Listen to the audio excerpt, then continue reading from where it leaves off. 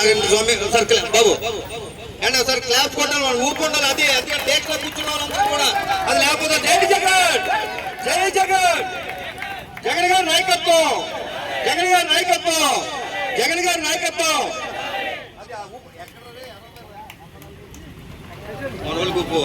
జై జగన్, జై జగన్, జై జగన్. బాబు కొండయ్య గారు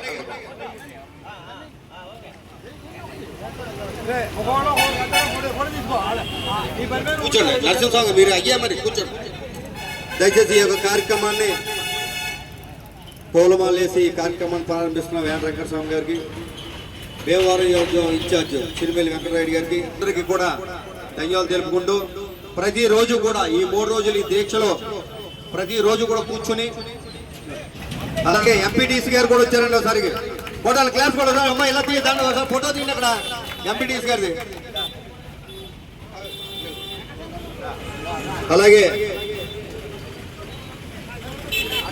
దయచేసి గారికి పార్టీ నాయకులకు కార్యకర్తలకు అభిమానులందరూ కూడా మరి ప్రత్యేకమైన ధన్యవాదాలు.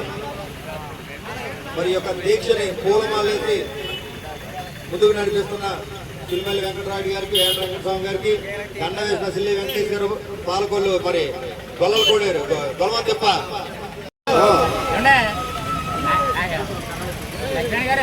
అలాగే ఇన్ సత్యనారాయణ గారు, యాదరాజు రామరాజు గారు, ఎంఎస్ గారు బయట పిల్లలు కూడా జీవితాలు పోయినాయి. మరి ఆ డిఎస్సి జగన్ అక్రమాలను బయటికి తీసి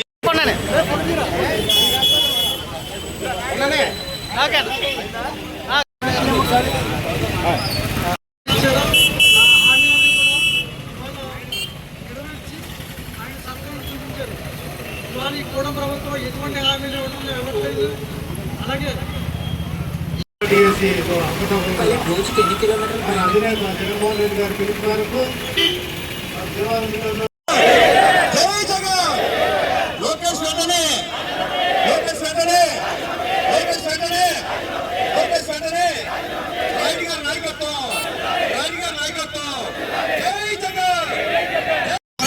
దయచేసి ఏమనుకోవచ్చు పెద్దలు పూజలు రాయుడు గారికి వెంకటస్వామి గారికి లాస్ట్ ఇస్తాం. ముందు మీరు ఒక్కొక్క నిమిషం మాట్లాడిన తర్వాత వారికి పెద్దలు ఇవ్వడం జరుగుతుంది.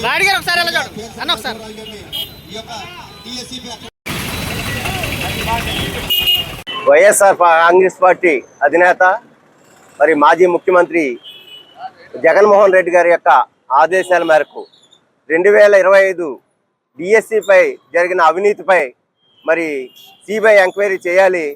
మరి ఏదైతే అక్రమంగా మరి ఏదైతే ఉద్యోగాలను వేశారో వాటిని రద్దు చేసి మళ్ళీ తగిన విద్యార్థులందరికీ కూడా తగిన న్యాయం చేయాలని చెప్పేసి ప్రభుత్వాన్ని కోరటం జరిగింది. అయినప్పటికీ కూడా ప్రభుత్వం దిగిరాకపోయేటప్పటికీ మరి ఏదైతే జగన్మోహన్ రెడ్డి గారి యొక్క ఆదేశాల మేరకు మరి ఇప్పుడు ఈరోజు 3వ రోజున ఈవేళ మన చినమల్లి వెంకటరాయుడు గారి భీమవరం ఇన్ఛార్జి యొక్క ఆధ్వర్యంలో ఇక్కడ రిలే నిరాహార దీక్షలకి ఇక్కడ కూర్చోవడం కూడా జరిగింది. ఇవాళ దీనికి పెద్ద ఎత్తున విద్యార్థులు, అలాగే నాయకులు అందరూ, కార్యకర్తలు, అలాగే ప్రజలందరూ కూడా మద్దతు తెలియడం జరిగింది. ఇప్పటికైనా ప్రభుత్వానికి చిత్తశుద్ధి ఉంటే మరి సిబిఐ ఎంక్వైరీ చేసి వారి యొక్క చిత్తశుద్ధిని నిరూపించుకోవాలి. లేదంటే విద్యాశాఖ మంత్రి లోకేష్ గారు రాజీనామా చేయాలి. వెంటనే ఏదైతే ఈ ఉద్యోగాలన్నింటినీ కూడా రద్దు చేసి మళ్ళీ పోస్ట్ కోటాలు ఏదైతే స్పోర్ట్స్ కోటాలు ఏదైతే అవినీతి జరిగిందో వాటిలన్నింటినీ కూడా రిక్రూట్మెంట్ చేసే విధంగా ప్రభుత్వం నిర్ణయం తీసుకోవాలని చెప్పేసి మరి వైఎస్ఆర్ కాంగ్రెస్ పార్టీ ఉద్యమం చేస్తుంది. ఈ ఉద్యమానికి విద్యార్థులు, ప్రజలు అందరూ కూడా మద్దతు తెలుపుతున్నారు. రేపు కూడా ఇక్కడ నిరాహార దీక్షలు జరుగుతాయి. ఎల్లుండ భారీ ఎత్తున మరి వైఎస్ఆర్ కాంగ్రెస్ పార్టీ తరఫున, విద్యార్థుల తరఫున, ప్రజలందరి తరఫున కూడా భీమవరం నియోజకవర్గంలో భారీ ర్యాలీ జరుగుతుంది. కాబట్టి ఇందులో అందరూ కూడా విద్యార్థులు, నాయకులు, కార్యకర్తలు, ప్రజలందరూ పాల్గొని ఈ కార్యక్రమాన్ని విజయవంతం చేయవలసిందిగా ప్రజలందరినీ కోరుతున్నాం. అలాగే ప్రభుత్వం ఇప్పటికైనా దిగొచ్చి మరి ప్రజలకి, విద్యార్థులకి న్యాయం చేయవలసిన బాధ్యత ఖచ్చితంగా ఉంది. కాబట్టి సిబిఐ ఎంక్వైరీని వెంటనే వేయాలని ప్రభుత్వం మీద ఒత్తిడి తీసుకురావడానికే ఈ కార్యక్రమాలన్నీ వైఎస్ఆర్ కాంగ్రెస్ పార్టీ చేపట్టింది. కాబట్టి విద్యార్థులు, ప్రజలు అండదండలతో రాబోయే రోజుల్లో మళ్ళీ కనుక ఈ ప్రభుత్వం కనుక ఇలాగే ప్రవర్తిస్తే నెక్స్ట్ మళ్ళీ ఏదైతే మళ్ళీ రాబోయే ఎలక్షన్లో కూడా మరి ప్రజలు ఖచ్చితంగా మరి ఈ కూటమి ప్రభుత్వాన్ని బుద్ధి చెప్తారు. మళ్ళీ రాబోయే ప్రభుత్వం వైఎస్ఆర్ కాంగ్రెస్ ప్రభుత్వం, జగన్మోహన్ రెడ్డి గారే ముఖ్యమంత్రి అవుతారని కూడా ఈ సందర్భంగా తెలియజేస్తూ సెలవు తీసుకుంటారు. ఈ రోజున మన భీమవరం పట్టణంలో మూడో రోజు రిలే నిరాహార దీక్షల కార్యక్రమం జరుగుతూ ఉంది. ఏదైతే డిఎస్సి ఎగ్జామ్లో అవినీతి జరిగింది, కుంభకోణం జరిగిందని ఆరోపణలు వచ్చిన తదుపరి కష్టపడి చదివినటువంటి విద్యార్థులందరినీ పక్కన పెట్టి కేవలం తెలుగుదేశం నాయకుల సిఫార్సు మేరకు అలాగే 10 నుంచి 15 లక్షల రూపాయలు లంచాలు తీసుకుని నియామకం జరిగిందనే ఆరోపణలు వస్తున్న సందర్భంలో మరి కష్టపడి చదివిన విద్యార్థులందరూ కూడా దాదాపు 2 నెలల నుంచి ఈ ఎగ్జామ్ సరిగా లేదు, దాన్ని మళ్ళీ రిక్రూట్మెంట్ చేసి న్యాయం జరిపించాలని విద్యార్థులందరూ కోరినా కూడా ప్రభుత్వం పట్టించుకోని పరిస్థితుల్లో మరి వారందరూ జగన్మోహన్ రెడ్డి గారిని ఆశించడం జరిగింది. మరి జగన్మోహన్ రెడ్డి గారు కూడా దీన్ని న్యాయ విచారణ జరిపించి మరి సిబిఐ విచారణ జరిపించి న్యాయం చేయాలని చెప్పి సూచించడం కూడా జరిగినప్పటికీ కూడా ప్రభుత్వం ఆ సందర్భంగా అసలు ఏమీ పట్టించుకొని తదుపరి మరి జగన్మోహన్ రెడ్డి గారి యొక్క సూచనల మేరకు ఈ రిలే నిరాహార దీక్షలు చేసినటువంటి విద్యార్థులందరికీ కూడా వైఎస్ఆర్ పార్టీ తరఫున వారికి మేము అండదండగా ఉంటామని తెలియపరుచుకుంటూ మరి ఇప్పటికైనా ప్రభుత్వం కళ్ళు తెరిచి న్యాయ విచారణ జరిపించి సిబిఐ విచారణ జరిపించి ఏదైతే అవకతవకలు జరిగినాయో వారందరూ శిక్షించాలని చెప్పేసి కోరుతున్నాం. మరి అటువంటి పరిస్థితి నిర్ణయం ప్రభుత్వం తీసుకొని పరిస్థితుల్లో ఏదైతే విద్యాశాఖ మంత్రి లోకేష్ బాబు ఉన్నాడో ఆయన రిజైన్ చేయాలని చెప్పేసి డిమాండ్ చేస్తూ ఉన్నాం.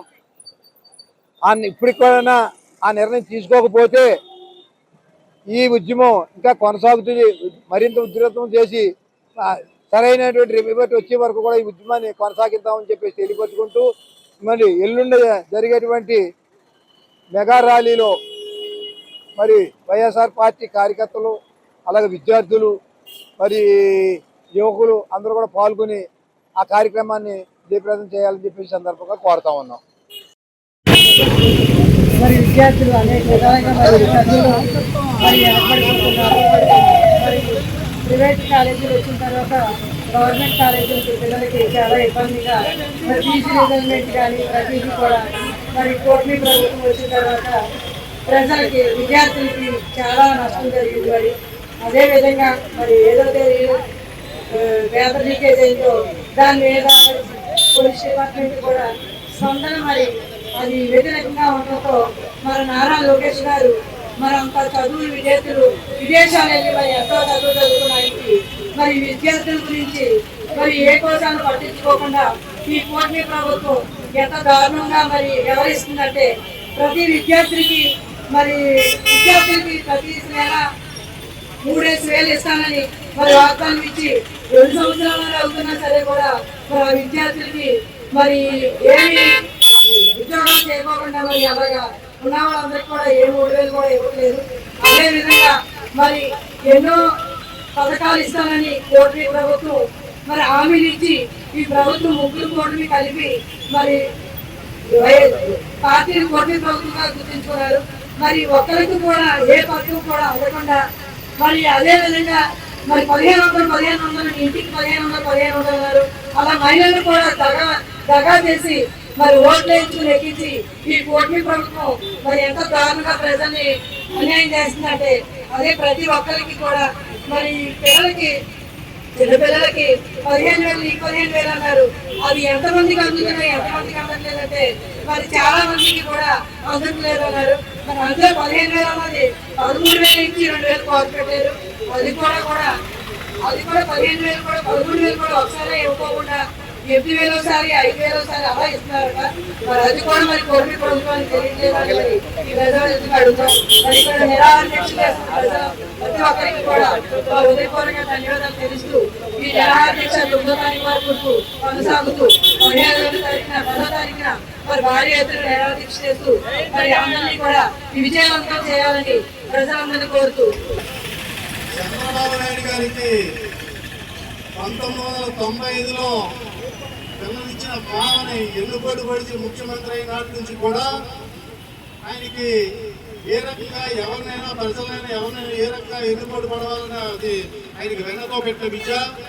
అదే 2014లో కూడా ఇదే అబద్ధాలు హామీలు మరి రైతులకు రుణమాఫీ చేస్తానని అధికారంలోకి వచ్చి మళ్ళీ దాన్ని దగా చేసి మళ్ళీ 2019లో మన జగన్మోహన్ రెడ్డి గారు అత్యధిక మెజార్టీతో వచ్చిన తర్వాత ఆయన అమలు చేస్తున్న సంక్షేమ పథకాలు చూసి ఏమన్నాడంటే ఇండియాని శ్రీలంక చేస్తారా నా పెద్ద మనిషి మళ్ళీ 2024 ఎలక్షన్ మేనిఫెస్టోలో పెట్టిన అంశాలు చూస్తే చాలా దారుణం.